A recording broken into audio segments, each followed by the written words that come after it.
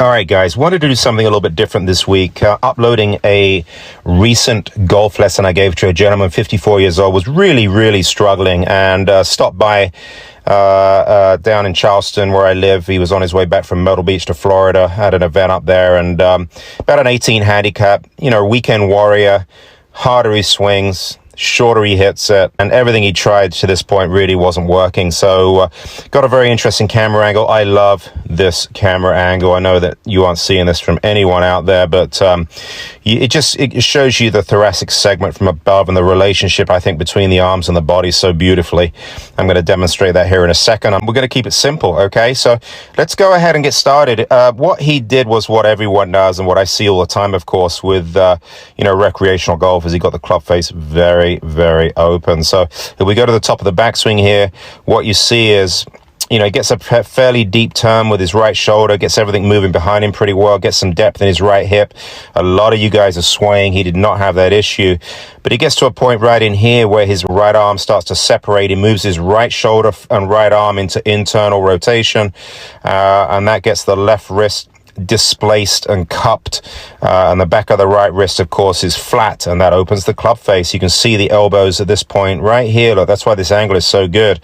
You see the elbows starting to separate. You see that space right there getting bigger, and at the top of the backswing, guys, that is a toe down death move right there if I've ever seen one. So you can see the toe of the golf club. I'll go ahead and put a little circle around it for you. That is wide open. Got a lot of extension in the lead wrist over here. And, he's going to have a real difficult time scoring the club face from there. And he really works incredibly hard. Believe it or not, does not slice the ball very much from there.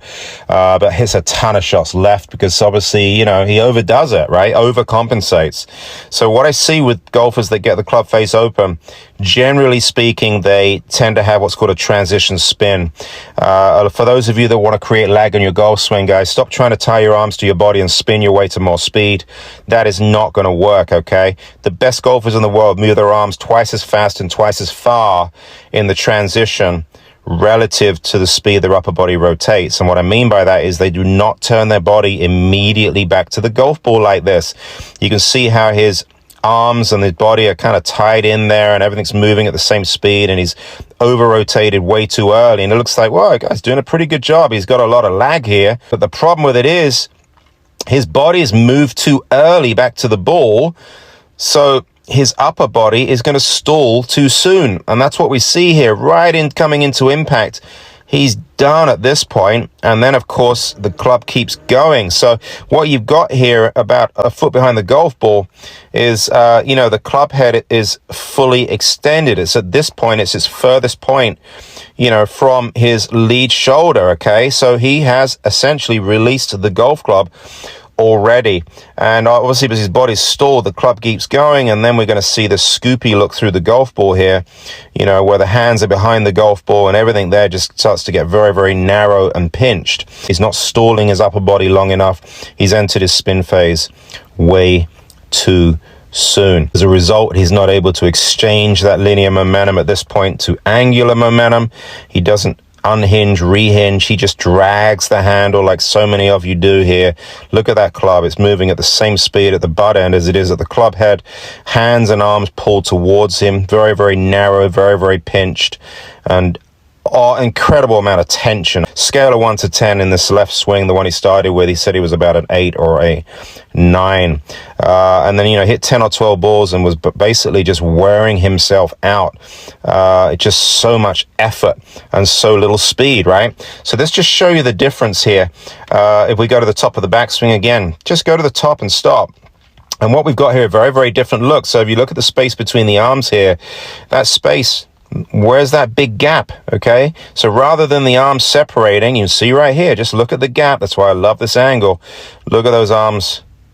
There it is, right? That separation, trail arm rotating internally. See that huge space right there?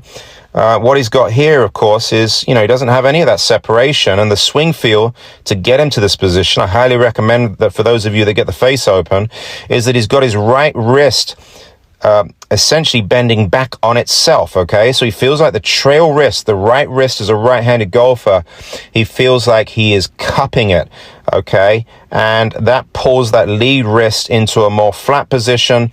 And what I love about that swing feel, guys, is it gets that right shoulder and right arm more externally rotated. So that keeps his right arm in front of his body just by working on one thing. How about that? So just by working on the position of the right wrist, we take care of the club face, we take care of the lead wrist, which is now flat, we take care of the right arm in relation to the body just by working on one swing feel. And that's what we call a foundational change, when one thing fixes two or three other things without having to add any additional thoughts, okay? Very, very important to understand here. We do not want to be overthinking when we play golf, okay?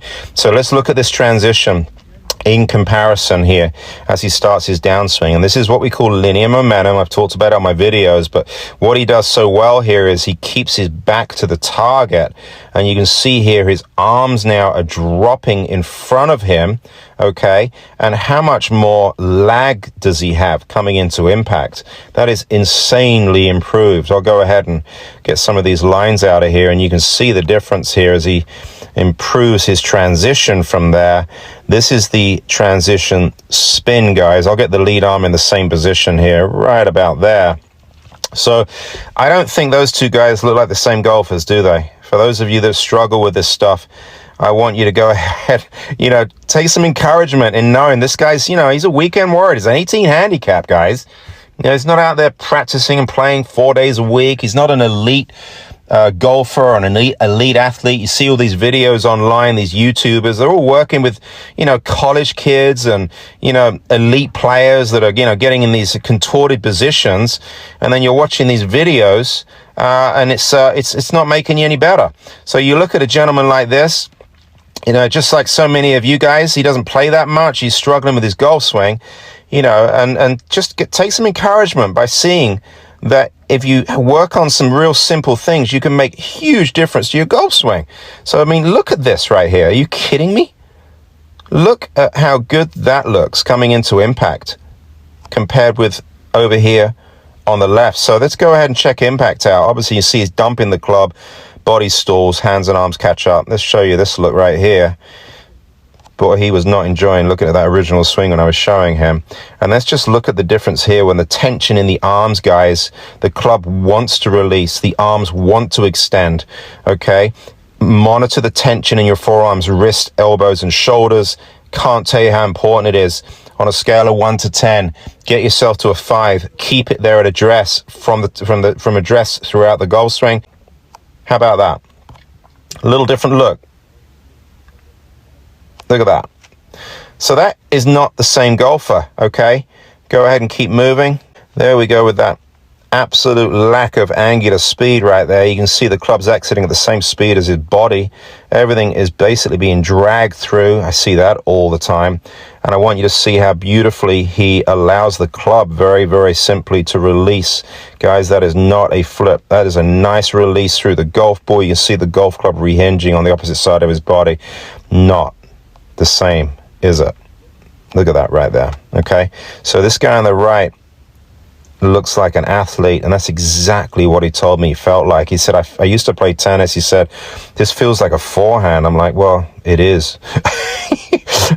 I got my tennis racket out, and I got him swinging. I got him moving the same way, and look how beautiful that release is, guys. I know a lot of you would love to have that look right there on the right. So I only put this in here because, again, if he can do it, you can do it. Okay. You see a lot of these players, I'm like, I can't get into some of these positions myself. I maintain a plus handicap, but I'm 52 years old. I can't move the same way I did when I was 20. I got to figure out a way to take the stress off my body. And guys, I got news for you. When he was swinging through the ball here, his only two swing feels were the back of the right wrist. That took care of virtually everything he needed to deliver the club correctly.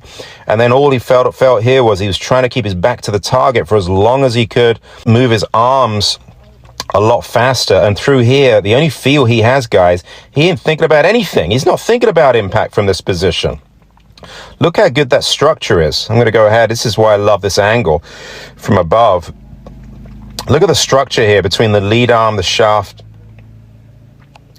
and how he's got that beautifully boxed up between his back, his lead arm, and the shaft. That's what you see with all good golfers right there. All he was doing from here was just allowing the golf club to release freely.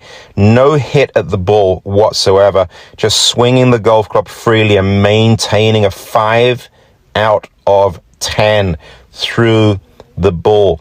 Guys, the golf club, if you get in a decent corridor back here, it wants to release. It wants to go. The toe is designed to rotate. The mass is a lot lighter out on the toe than it is towards the heel.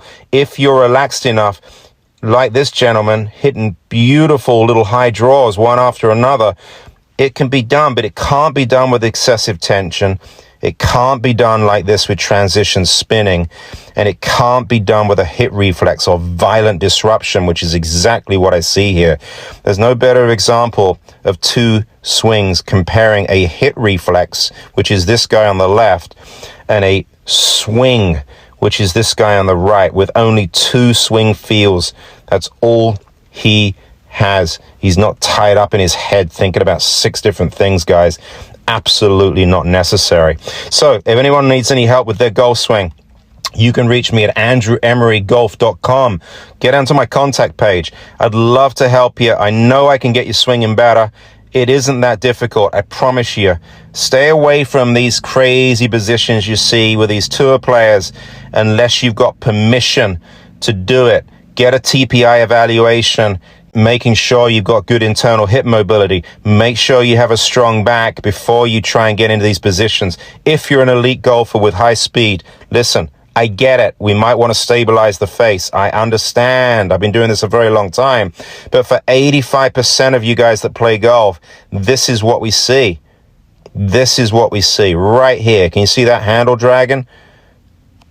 And this is what we want. Okay? Thanks for watching. I'll talk to you soon.